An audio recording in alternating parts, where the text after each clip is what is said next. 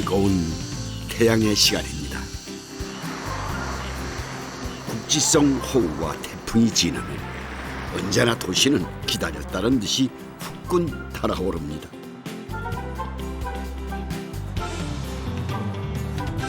그때를 맞춰 여름 보양식이 연일 TV 프로그램에 등장하겠죠. 저도 음식 프로그램을 하고 있습니다만은 매스컴에서 어떤 음식이 나오면은요, 그 음식이 순식간에 대중화되는 경우가 많이 있습니다. 아마 여름 보양식 하면은 더 그럴 것 같습니다. 그래서 저는 오늘 매스컴이 주목하지 않았던 보양 음식을 한번 찾아볼까 합니다. 욕심스럽지 않으면서 지혜롭게 우리 몸을 복돋아주는 그런 음식이 어디엔가 분명히 있겠죠.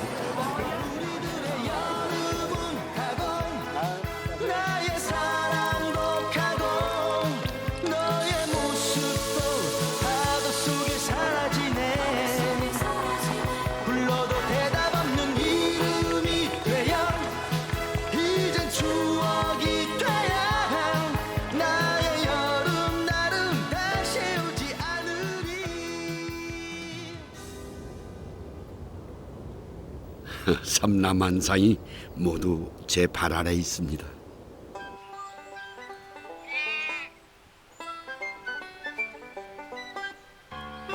가파른 산은 염소들의 천국입니다.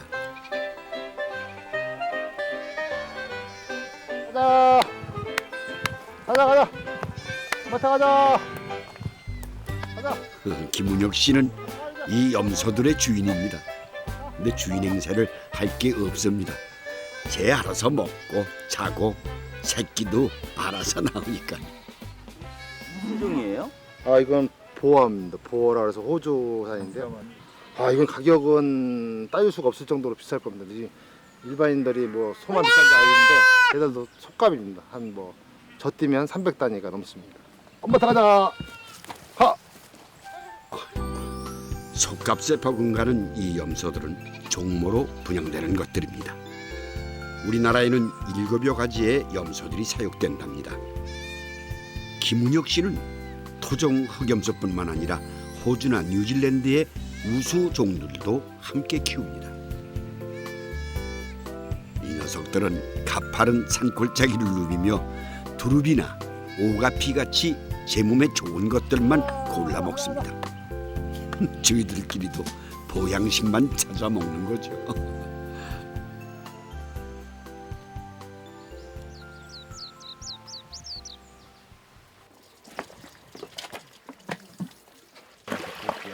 어제 부탁해 도축한 흑염소입니다. 육질을 개량한 것이죠. 아이고 칼잡이가 시원찮아서 안 돼. 왜요, 어머니? 하려고 칼잡이가 시원찮아. 제가 사실 안 하는데 웃긴 안 가려놨잖아. 내가 박사인데. 박사는 물 박사, 내가 박사. 아니, 두 분이 그 아드님이신 거예요? 사위요, 우리 큰 사위. 사위 장모가 참 이물없네요. 김은혁 씨가 염소를 키우고 있는 이 목장은 돌아가신 장인이 만들어 놓은 곳입니다. 사위는 염소에, 장모는 염소 요리에 대가랍니다. 고기에 기름기가 참 없습니다. 염소고기 특징이죠. 예전에는 이게 뭐 좀 냄새가 좀 난다라는 얘기가 좀 들리긴 했어요. 예, 맞아요. 그때는 이제 사료도 안 줬고 또 풀도 조금밖에 안 주니까 못 커서 너무 안 크면 그럼 짐승은 말이죠. 특유의 냄새가 나요. 그런데 지금은 그런 냄새를 저희가 다 잡습니다. 또 염소를 많이 개량을 해서 그 냄새 자체가 없어졌어요. 염소 육회는 이렇게 염소를 잡는 날만 먹을 수 있습니다. 염소 고기는 소나 돼지에 비해 칼슘이 10배 이상 많고 세포 노화를 막아주는 비타민 E의 함량도 매우 높습니다. 맛있는가? 맛있어. 좋네. 좋은 것은 사위 입으로 먼저 들어갔습니다.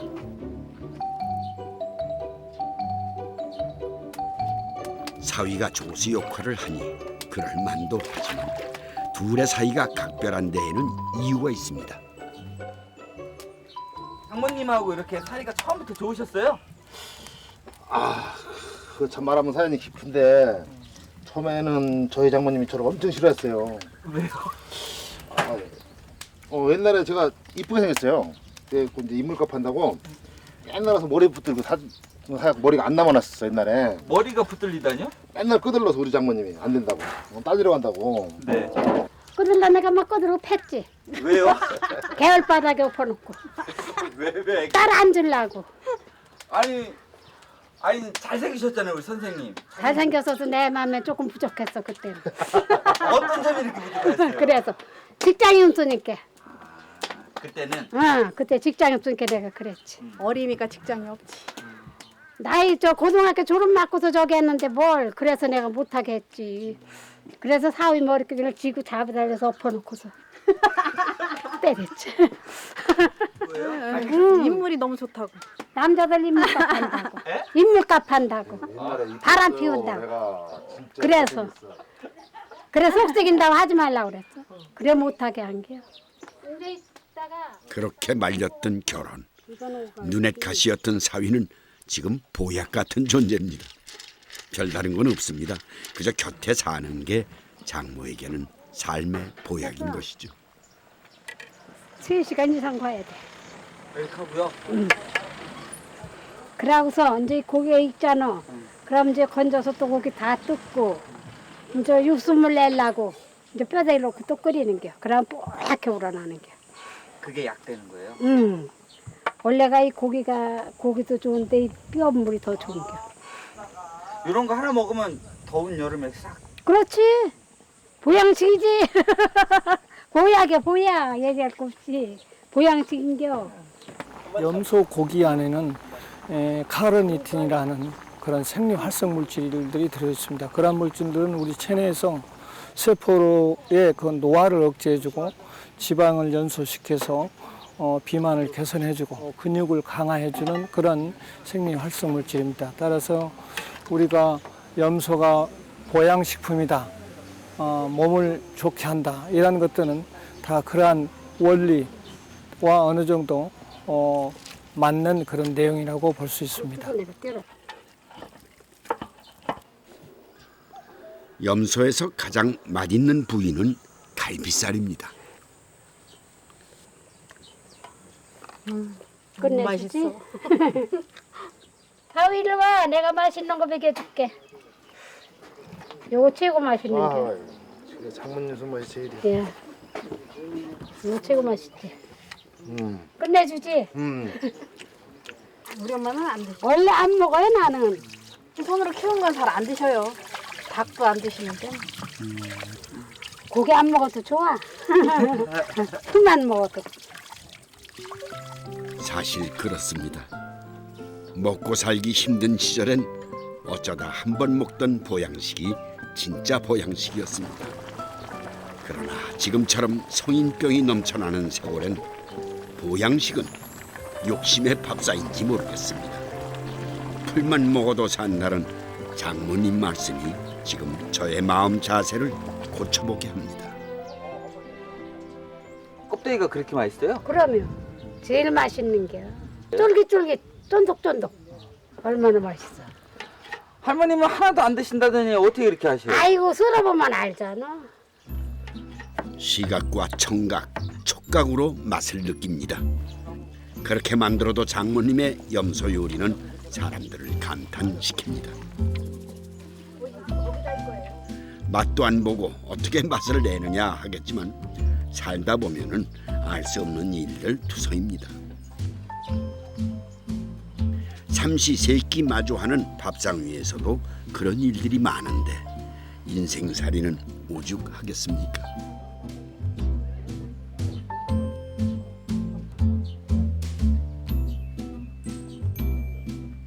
삶에 이 모퉁이 저 모퉁이 굽이굽이 돌아봐야 인생 사는 참 가치를 아는 거겠죠.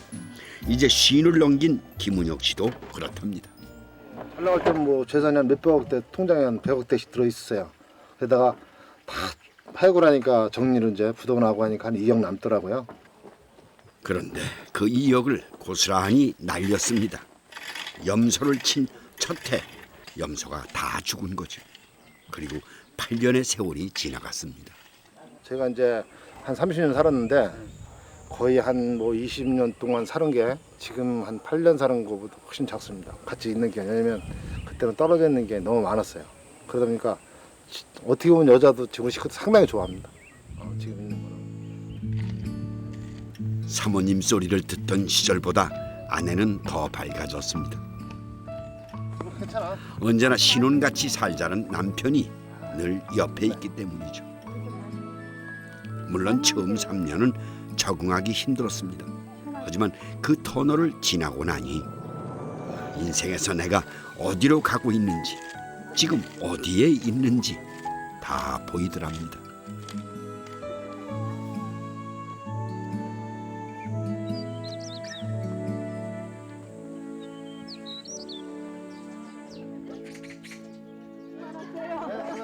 염소 잡는 날은 꼭 아랫마을 어르신들을 모십니다. 그야말로 여름 보양식을 드시는 날이죠. 이렇게 마셨던가. 양념을 잘못해서 어때요? 먹는 걸 뒤로 너무 어려운데도. 네, 저 밥 드세요. 쉽지 않잖아. 들어볼 제일 잘 먹어요, 오갈피하고. 나무가 하나도 없어. 저 다 데쳐 먹었잖아. 야간 오갈피가 많아요 여기. 아주 여기면 아주 발걸음이 거뜬거뜬하다고. 이 공기 좋고 얼마나 좋아요 여기가.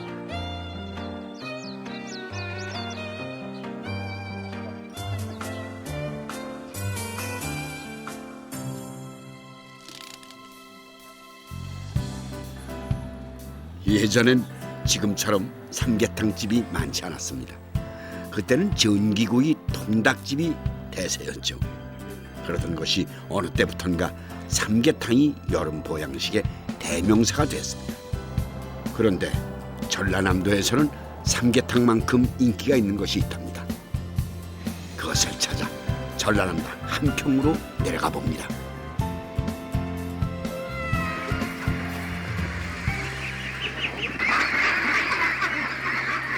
네, 바로 오리입니다. 전라남도의 오리 사육은 전국 사육 두수의 약 20%에 달할 정도로 가장 높습니다. 오리는 자고 나면 풀리니까. 오리는 약도 않고 항생제 쓰지 않기 때문에 그래서 쉽고. 예전에 장이 서면 오리만 거래하는 구역이 따로 있을 정도로 전남 일대에서는 오리 음식이 발전해 왔습니다. 오리 농가를 하는 박상구 씨네 가족이 출발 준비를 서두릅니다. 캠핑카를 끌고 짧은 여름 휴가를 떠나는 겁니다.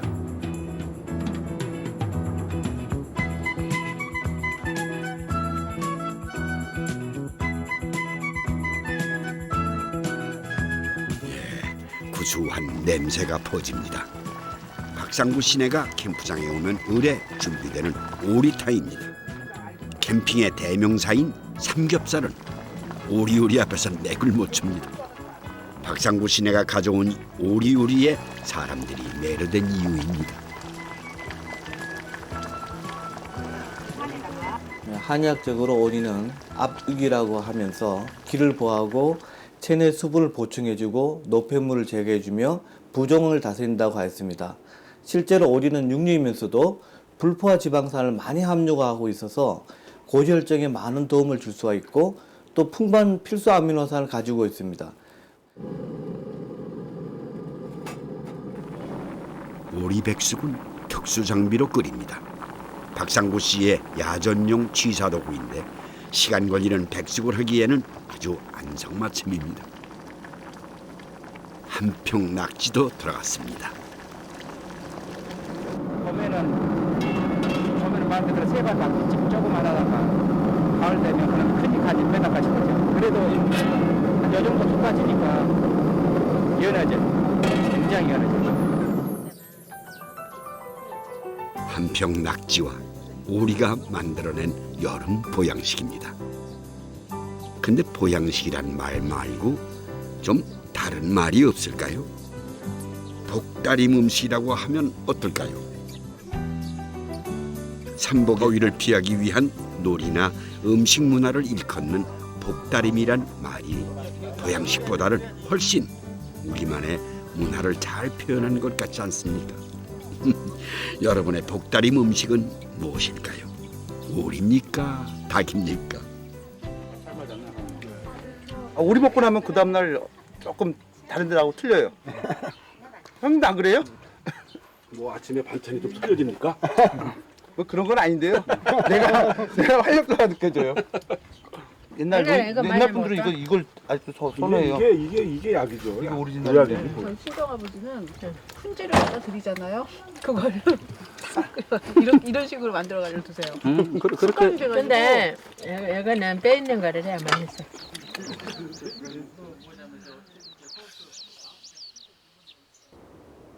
한평에서 30분 거리에 있는 나주시입니다. 나주 전통 음식 연구가인 천수봉 씨 댁을 찾았습니다. 내친 김에 전라남도의 복다림 음식을 좀 더 자세히 알아보고 싶어서입니다. 눈물을 많이 흘리시네요. 아니 아주 양파가 장난이 아니야. 눈물에 콧물이 아주 난리 나버렸네. 누가 보면 초상난 줄 알았어. 울면서 하고 있습니다. 울면서. 눈물이 전혀 없으시네. 네? 울면서 하고 있습니다. 울면서. 눈물이 아주 제 심정 이해하시겠지? 특이하게 홍어장아찌 같은 거 모르지 않습니까? 홍어장아찌, 뭐 참외장아찌 이런 것도 뭐 또 선생님이 또 반지나 이런 것도 또 나주 집장 이런 데도 전문가이시라 제자분들이 배우러 많이 오시는 편입니다. 천수봉 씨는 신숙주 집안의 외손녀입니다. 어릴 때부터 문어 오림을 배우며 컸죠. 오래전부터 스님들에게 사찰 음식을 강의하는 분으로도 유명합니다. 저희가 복다림 음식을 부탁드리니 선뜻 오리를 내주시더군요. 이 오리고기는 그 불포화사 지방질은 분해가 돼버려요. 남아 있들 안에. 먹고 다 깨끗이 다른 노폐물까지 쓸어서 같이 데리고 나오니까 참 좋은 애들이. 그래서 오리 고기는 난 먹던 것까지 뺏어 먹으라고 그러죠. 예, 쫓아가면서 먹고 나무 입에 들어간 것도 먹을 수만 있으면 뺏어서 먹어라. 이제 그런 이야기들을 옛날부터 어른들이 많이 하시더라고요. 재료 손질이 끝나자 양념에 넣을 조미료를 준비합니다. 천수봉 씨가 쓰는 조미료는 손수 발효시킨 효소입니다. 설탕을 치면은 처음에는 단맛이 강한데 내중에는 깊은 맛이 없어요. 근데 얘는 이미 자기가 설탕을 미생물이 먹어가지고 토해내가지고 다시 만들어내는 것이기 때문에 설탕의 성분보다는 우리 몸에 유익한 성분들이 더 많이 이렇게 가지고 있는 것이 바로 효소거든요. 너무 많이 안 넣어도 돼요. 오리 떡갈비에 설탕 대신 효소를 쓰면 달지만 그냥 달다고 할 수 없는 오묘한 단내가 돕니다. 한 번 더 손을 대면 한층 더 좋아지는 게 음식입니다. 인스턴트 식품이 아무리 발전해도 염소가 제 몸에 좋은 풀만 뜯듯 우리도 결국은 우리 몸에 좋은 것들을 자연스레 찾게 됩니다. 우리 선조들이 복다림 음식으로 여름 더위를 물리칠 수 있었던 건 음식을 만드는 이런 수고로움을 마다하지 않았기 때문이 아닌가 합니다.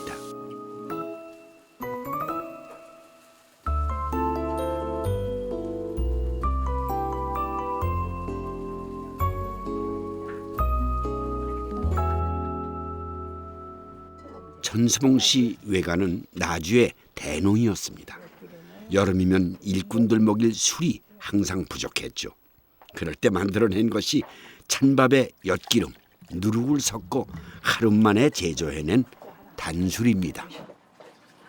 옛날에는 식구가 많아서 밥을 많이 했는데 또 안 먹게 되고 남게 되면 쉬거든요.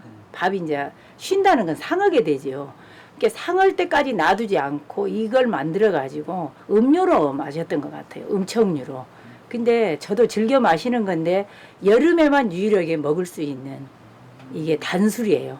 달달해서 전라도 말로 좀 달부대 돼가지고 단술.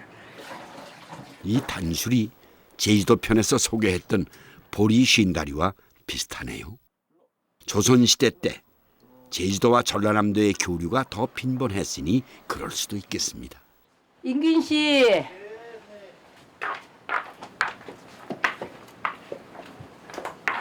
감사합니다. 옛날 나주의 농부들이 그러했듯이 요리 중간에 잠깐 단술로 휴식을 취합니다. 달달한 알코올 기운이 감돕니다. 예전에 어렸을 때 할머님, 어머니, 집안에 어르신들 오시고 해주셨던 이제 어린 나이에 궁금하고 해서 막 이렇게 옆에서 먹어본 맛이 있지 않습니까? 네. 근데도 진짜 맛있습니다. 근데 인균 씨는 네. 그래도 이제 우리 같은 나주라도 이게 좀 시골이라 네. 이런 게 더 이어져 와요. 근데 나주는 같은 나주지만은 여기 시내는 또 이거 하는 사람이 없어. 네.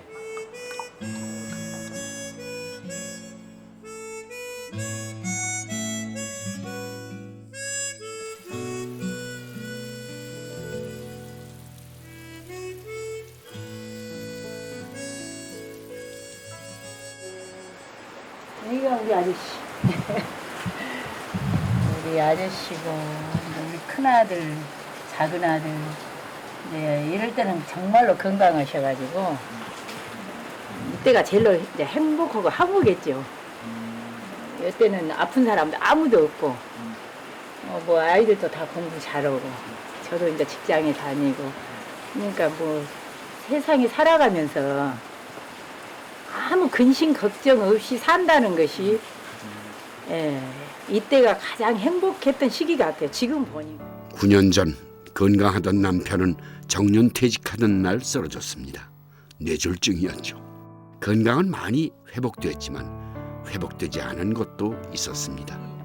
또 안방 문 있는데, 안방 문 있는데도 이 문을 이렇게 닫히면 거기도 있잖아. 근데 또 화장실에도 있고, 화장실 안에도 있고. 뇌졸중 환자들한테 오는 게 치매 비슷하게 와요. 그래가지고 본인은 아무렇지도 않는데 저희가 볼 때는 많이 이제 그게 우리 정상인 사람하고 떨어지니까 그런 부분이. 그래서 이제 이런 거 보시고 이제 현관 같은 거 잘 잠그셨는지, 가스불 잘 잠그셨는지 제가 자주 밖으로 나가니까. 요리 연구가인 아내가 할 수 있는 건 음식을 통한 내조였습니다.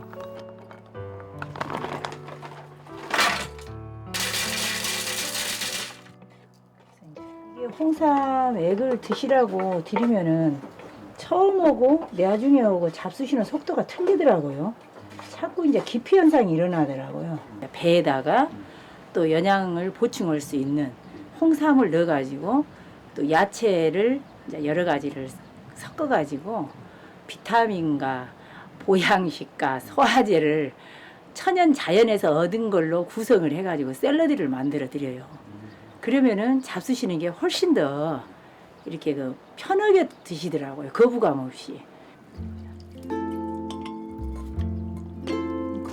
남편이 몸에 좋은 음식을 꾸준히 먹을 수 있으려면 남편의 흥미를 끌 요리법이 필요했습니다. 그래서 개발한 요리가 참 많습니다. 홍삼과 배즙 그리고 우뭇가사리를 넣어 만든 묵도 그중 하나입니다. 집안에 환자가 한 명 있으면 환자뿐만 아니라 가족 모두에게 기운나는 음식이 필요합니다. 그만큼 병간호란 게 힘이 들죠. 내가 건강해야 우리 아저씨가 더 건강해질 수 있구나 그런 생각을 가지고 열심히 해주다가 지치고 화나고 사람이라 순간순간 스트레스가 쌓이면은 저도 이제 억제할 수 없는 이제 부분이 또 생기기도 해요. 그러지만은 환자와 정상인을 사이니까 소통을 뭘로 할 수 있겠는가 그런 걸 잘 생각을 해야 되겠더라고요. 음식은 천수봉 씨가 남편과 소통하는 통로입니다.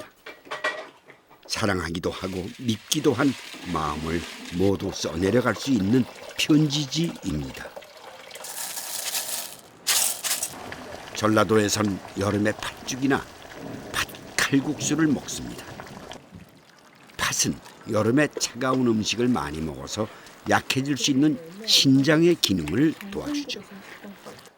복다림 음식은 어쩌면 이렇듯 강한 기운을 주는 음식이 아니라 몸의 균형을 맞춰주는 음식이 아닌가 합니다. 음식도 마찬가지예요. 제가 모든 정성을 쏟아 부었을 때는 그 음식이 정말로 맛있어요.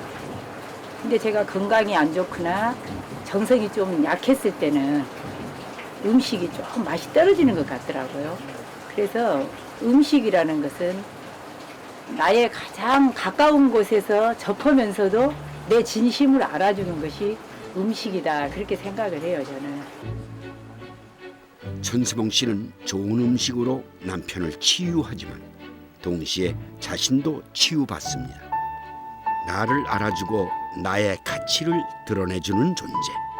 그래서 한없이 정성을 쏟게 되는 대상. 그렇게 만든 음식은 언제나 사람들을 치유합니다.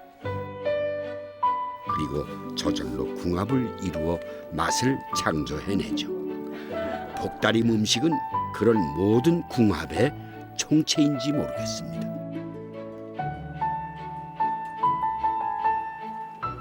이거 그 쓴바귀 뿌리장아찌. 설탕이 안 들어가도 얘들이 달달해서 딱 맞아요. 죽어고 이 단 장아찌하고가 맞아, 궁합이.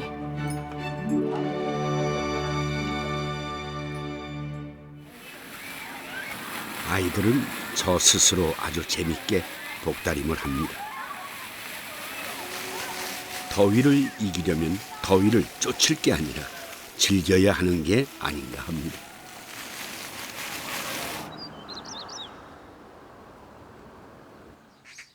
충북 보은의 선씨 종가입니다. 작년에 한번 들러 제사 음식을 맛본 곳이죠. 오늘은 이 종가에 복다림 음식이 궁금해 찾았습니다. 가마솥에서 뭘 한다는 건 참 쉬운 일이 아니야. 불 조절을 잘해야 되거든. 그렇죠. 푹 끓이면은 이게 다 물러갖고 먹을 수가 없어. 그러니까 이게 끓으면은 바로 불을 빼야 돼. 그렇지. 그래서 우리가 이제 버튼식으로 조절하는 예, 거니까. 버튼 여기다가 찹쌀가루. 김종옥 종부는 차종선인 아들을 대동하고 음식 수업을 합니다. 전복. 아들은 아직 결혼 전입니다. 어머니 곁에서 음식을 보는 것부터가 종선 수업입니다. 대대로 내려온 씨된장으로 닭백숙을 끓이는 것도 오늘 처음 접합니다.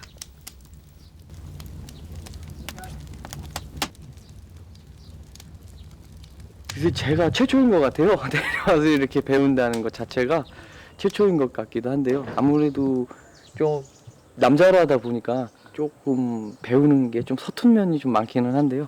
그래도 이제 열심히 배우면은 좋은 결과가 있지 않겠나 해서. 그리고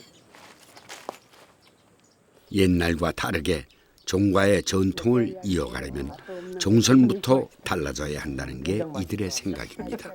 맞아, 나 기억나. 7살, 8살 때는 가마솥 3개 복날이면은 가마솥 큰 거에다가 닭을 한 5마리쯤 넣고 국물을 많이 넣어서 온 이제 뭐 작은 댁 다 오는 거예요. 와서 이제 멀건 국이죠. 그래서 옛날 말에 닭 잡아서 집안 싸움 나고 개 잡아서 동네 싸움 난다잖아요.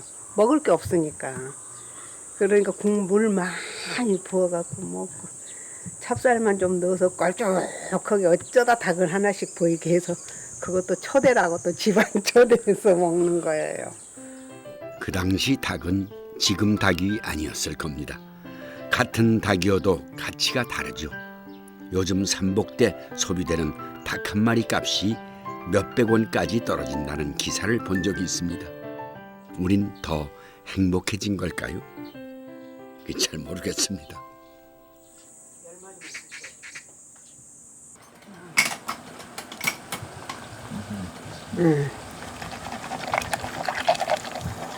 그 뭐예요? 이게 홍삼 액기스예요. 이걸 왜 넣냐면은 그 꼬리에 누른내를 잡기 위해서 홍삼을 넣습니다. 그래서 이 끓는 물에다가 살짝 속꼬리 찜은 선씨 종가에서 내려오는 아주 귀한 복다림 음식입니다. 시집 와서 이 음식을 배우던 곳은 이런 신식 부엌이 아니었습니다. 그 부엌에서 불 떼고 막 이렇게 찌개 끓이고 이런 생활을 한 결혼해서 7년 정도 했어요. 근데 문화가 전혀 안 맞더라고요, 저한테는. 그래서 제가 이걸 딱 만들어서 싱크대에 넣고 가스레인지에 넣고 그랬더니 시아버님이 화가 나셔갖고 집안이 망했다고. 하긴 당연히 평생 보지도 못한 주방 도구가 들어오잖아요. 그러니까 한 3일 동안 진지를 안 드시더라고요. 그래서 너무 죄송했죠. 근데 다음에는 좋아하셨어요. 아, 이렇게도 사람이 사는구나. 고기는 제일 처음에 설탕을 먼저 넣어야 돼. 설탕을. 그래야지 그 고기가 부드러워지고 그다음에 모든 요리를 조선 간장은 종가의 음식 맛을 좌우하는 매우 중요한 조미료입니다. 부엌은 신식으로 바뀌어도 간장 된장만큼은 바꿀 수 없죠. 이것이 바로 선씨 종가의 21대 종부인 김종옥 씨의 철학입니다.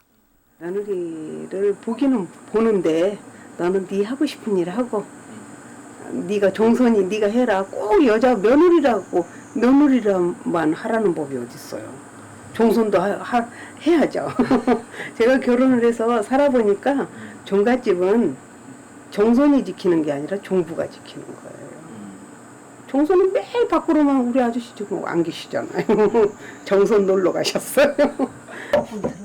종가의 전통은 성씨가 다른 종부에 의해 좌우됩니다. 아이러니하기도 하고 오묘하기도 합니다. 종가의 전통은 종부의 희생과 지혜 속에서 이어지죠. 그런 그들의 역할을 상징하는 정표가 바로 종가의 음식입니다. 선씨 종가의 복다림 음식 중 다른 하나는 빠가사리 묵은지찜입니다. 바다 생선을 볼 수 없었던 산골. 빠가사리는 아주 귀한 재료였죠. 김종옥 종부에겐 이 음식에 얽힌 웃지 못할 일화가 있습니다. 부모님이 친구들하고 술 한잔 하려고 요 생선을 잡아다 놓고 졸여놓으라고 그랬대요. 이렇게 찜을 해놔라. 근데 저 있으니까 숙모님이 부르시더라고요. 제가 아무것도 애기를 가져서 못 먹으니까 큰애 가졌을 때요. 그래서 오라 그랬더니 이걸 졸여서 하나 먹어보라고 조금 주더라고요. 근데 이게 너무 맛있는 거예요. 근데 저는 이걸 남겨야 되는 걸 모르고 그 졸여놓은 걸 다 먹었어. 그때 숙부의 친구들은 빈 냄비만 보고 돌아갔답니다. 차종선이 태어나기 전 일입니다. 하지만 어머니의 입덧을 잡았던 그 복날의 음식은 차종선에게도 이어집니다. 전통은 이렇듯 서로를 알고 공감하는 순간에 이어집니다.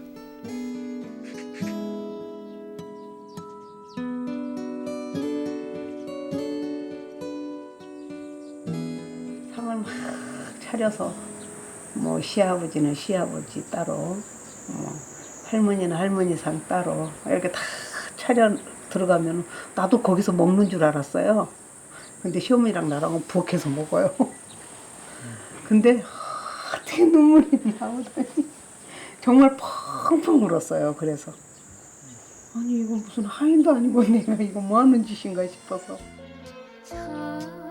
지금은 웃으며 이야기하지만 커피를 즐기는 도시 아가씨가 한 집안의 종부가 되는 과정은 참 녹록지 않았습니다.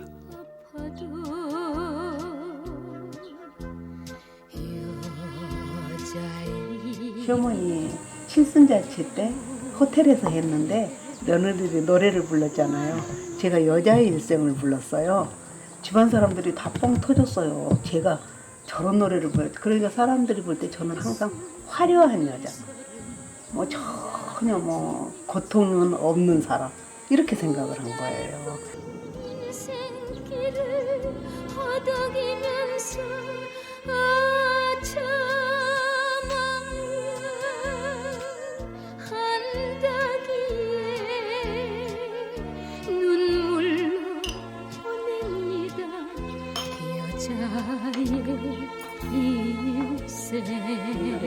닭다리 정말 정선만 먹었어. 우리는 하나도 안 주고 국물만 주고. 어떻게 태어난 복이 맞아. 태어난 복이. 태어난 복이 닭다리만 먹어.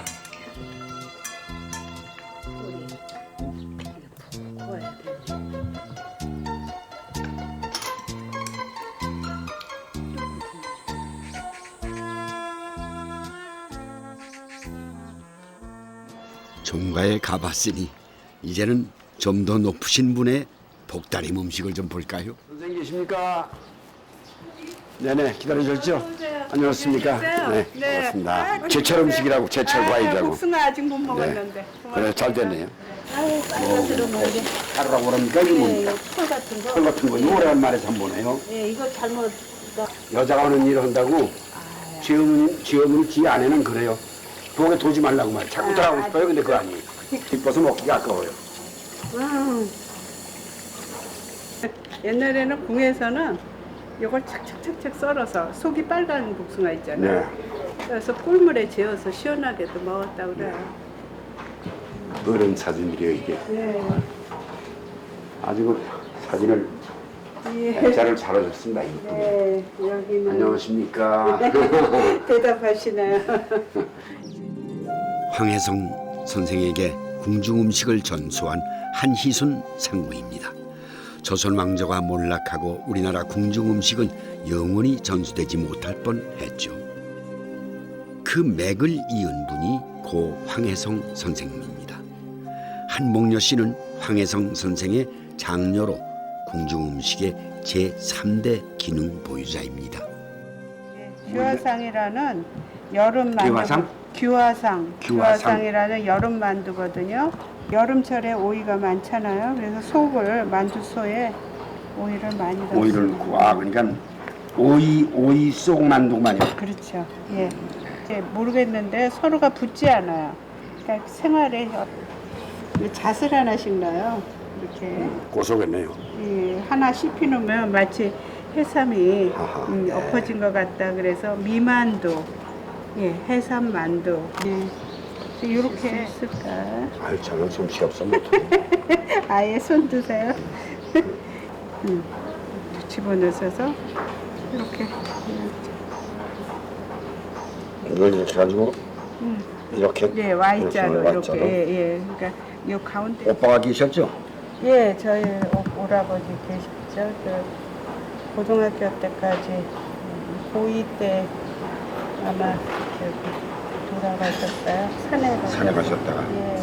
사모님이 상당히 시리해당기셔서 그래갖고 아들 쫓아서 고향으로 아들 쫓아 가셨죠. 고향으로? 고향에 이제 오빠를 묻고 산소를 고향에 하고 거기 가서 아주 이제 저희 자식들은 안 모시고 아들 쫓아서 가셨어요. 이야, 대단하시네요. 예. 자식이 큰아들은- 아버님 무슨 묘소나 사시는 데 그러니까 가서 거꾸로 거꾸로 했다 했어요. 그랬어요. 그래. 아버님께서 자식의 근데 뭐 할아버지 누구라고 또 그 얘기를 하더라고요. 궁중의 여름 만두 규화상입니다. 한목녀 씨의 가정사를 들으니 남편을 일찍 죽은 아들에게 내어주고 화려한 궁중 음식을 세상 밖으로 꺼내기 위해 애썼던 황혜성 선생의 노고가 새삼 값지게 느껴집니다. 민간에서 콩을 쓴다든지 뭐 들깨를 쓴다든지 뭐 이렇게 한다 그러면 궁에서는 그 참깨나 잣이나 이런 거를 쓰게 되죠. 지방도 더 좋은 지방을 쓰게 되는 거니까. 임자는 참깨를, 수는 닭을 뜻하죠. 궁중의 차가운 여름 음식인 임자수탕은 말 그대로 닭고기와 참깨가 만들어낸 매우 고급스러운 음식이었습니다. 차 한잔 커피에다가 과자 부스러기 좀 나오고 그렇지만 케이크 같은 거 잘 아니지 않습니까? 제호라는 말은 아주 맛있는 거를 표현할 때 제호 이렇게 말을 해요. 아 매실, 이 검은 매실입니까? 오메라 아니죠? 그래요. 오메. 이렇게 말려서- 잘 써서. 그러니까 훈제를 시키면서 말리는 거예요. 약재를. 어떤 의미의 발효네요. 어떤. 예, 그래서 오메에다가 뭐 축사, 사인, 뭐 백단양 이래가지고 이런 것들이 단 겁니까 지금? 그렇죠. 그래 꿀하고 섞어가지고 이런 단지에 넣어서 이제 선물을 드리는 거예요 임금님이. 등편을 요새 겨울에도 드시고 그러는데 제어탕에 여름떡인 정편을 곁들입니다. 요 맨드라미가 이파리가 이렇게 생맨드라미가 있어요. 그래서 여름이면 이 이파리가 이렇게 피는 거예요. 그걸 다 위에 얹어가지고. 꽃 냄새가 납니다. 그래서 예, 궁중에 고맙습니다. 임금님이 갔다 오신 무슨 몸을 시키는 예, 잘하는 거. 더우신데. 그러면 이게 속이 좀 단 한약이네요. 예, 시원하다, 속까지 다 이렇게 시원하다, 이제 상쾌하다 그러죠. 대장금이라는 드라마를 보면 궁중 음식이 매우 화려하다 생각하지만 실제로 왕의 일상식이 매일 화려한 것은 아니었답니다. 복다림 음식도 마찬가지입니다. 매일 특별한 음식을 하기보다는 제철에 나는 산물로 상을 차리는 경우가 더 많았죠. 가지를 이용한 가지선도 그중 하나입니다. 가지는 몸 안에 콜레스테롤을 배출하는 데 좋은 채소죠. 소고기와 함께 요리하면 좋은 이유도 여기에 있습니다.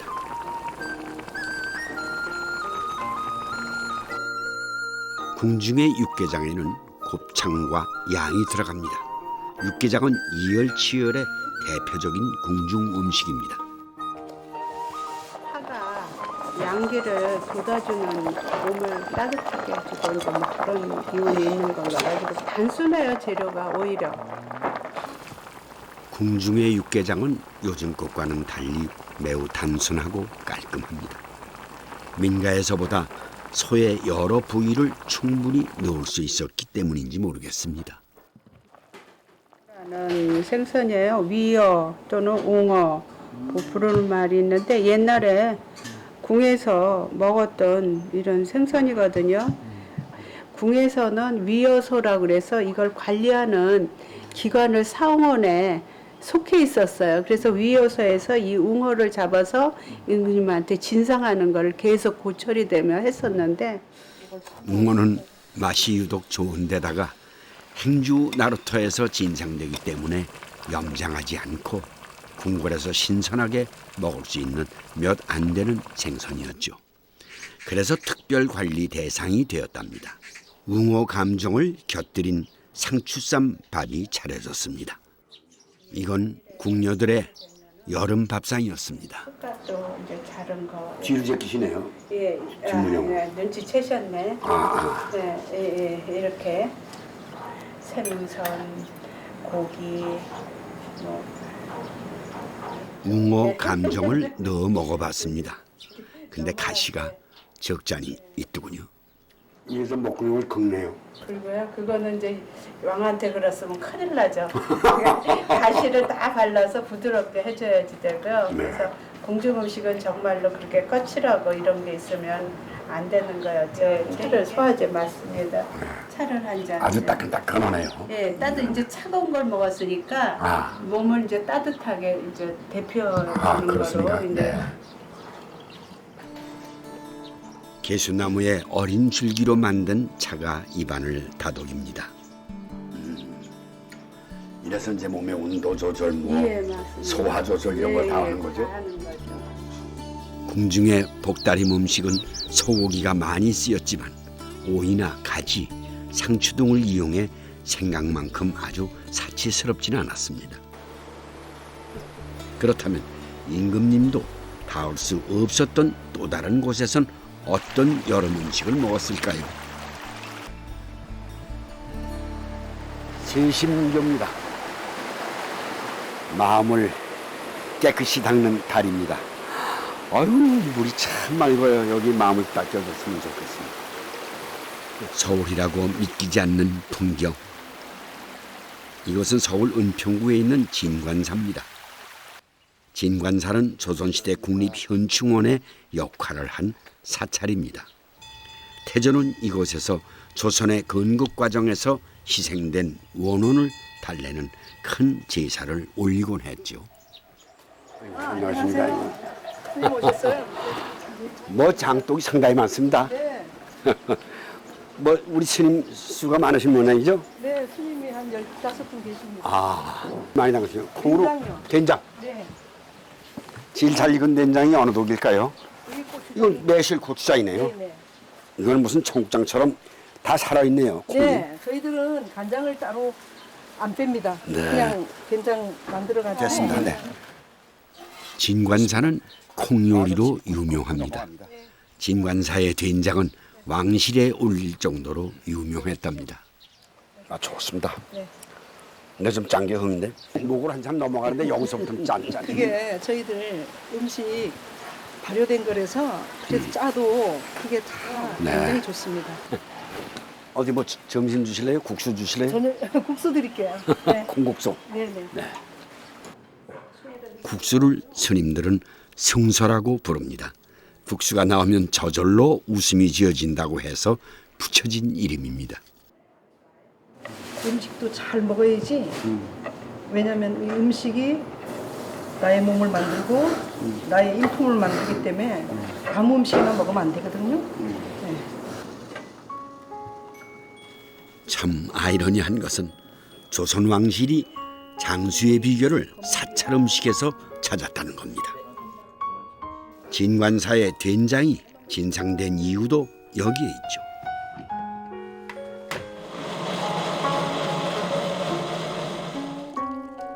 아무리 세상을 다 가진 권력자도 마음을 비우고 정갈한 음식으로 몸을 닦는 것은 쉽지 않았나 봅니다. 진관사 스님들은 복날 콩국수를 해먹습니다. 콩국수가 진관사의 복달인 음식이죠. 특별한 것은 없습니다. 콩과 다양한 견과류가 만들어낸 진한 콩국물이 있을 뿐입니다.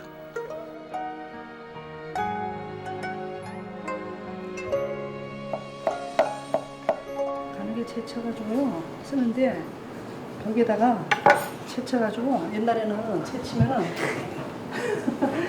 이렇게 붙여서 이게 벽에 딱 붙이면은 이게 지금 다른 거잖아요. 붙여야지 무채를 찔 때 그래야지 이게 이렇게 채치면서 이렇게 치면요. 여기다 딱 붙이면 딱 붙는다 그랬어요. 붙이면은 이게 채 잘 쓰는 거라 그랬어요. 어르신네들이. 네. 네. 이 물에다가 이 가죽 말린 겁니다. 경상도에서 나는 나무인데요. 이 가죽은 구수하면서도 자반도 만들고 그러는데 저희들이 국물을 낼 때 다시로 쓰는 게 이 가죽입니다. 말린 거 하고요. 가죽은 참죽의 경상도 방언입니다. 스님이 쓰신 참죽수는 소염 해독에 효과가 있는 약용식물이죠. 이 맑은 승소는 단어 스님이 즐기셨답니다.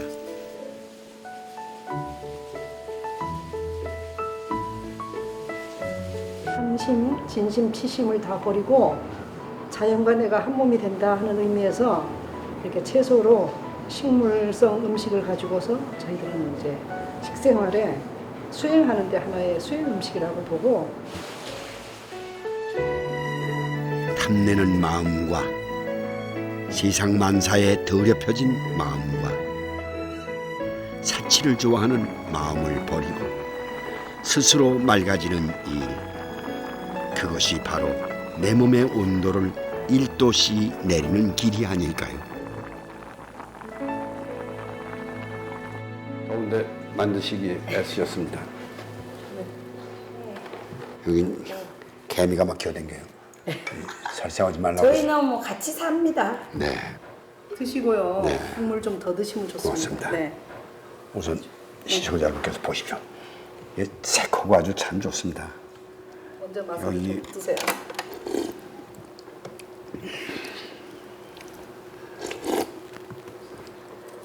그렇습니다. 역시 유명 쇠를 지르게 생겼습니다. 예, 약간 콩비린내가 비슷하게 나면서 그 다른 그 뭐 생생한 맛이 있군요. 네. 근데 비리지도 않고. 네.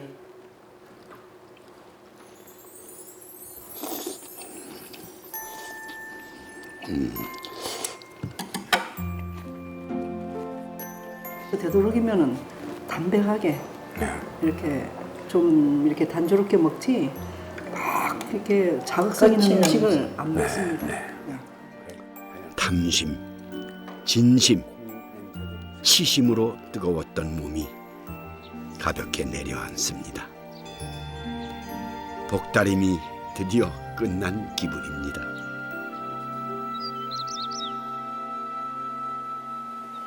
네. 지금 저를 따르면서 생각을 해보니까요.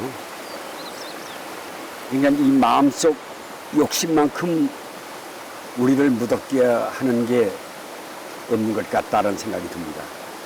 김우 선생님 말씀에 이런 얘기가 있습니다. 부강한 나라라는 것은 그저 먹고 살만 하면 되고 강이라는 것은 외세의 침입만 막을 수 있을 정도는 된다. 그리고 우리 선조가 물려준 지혜를 가지고 아름답고 평화롭고 행복하게 살았으면 좋겠다. 그 말이 가랑간에 생각이 나네요.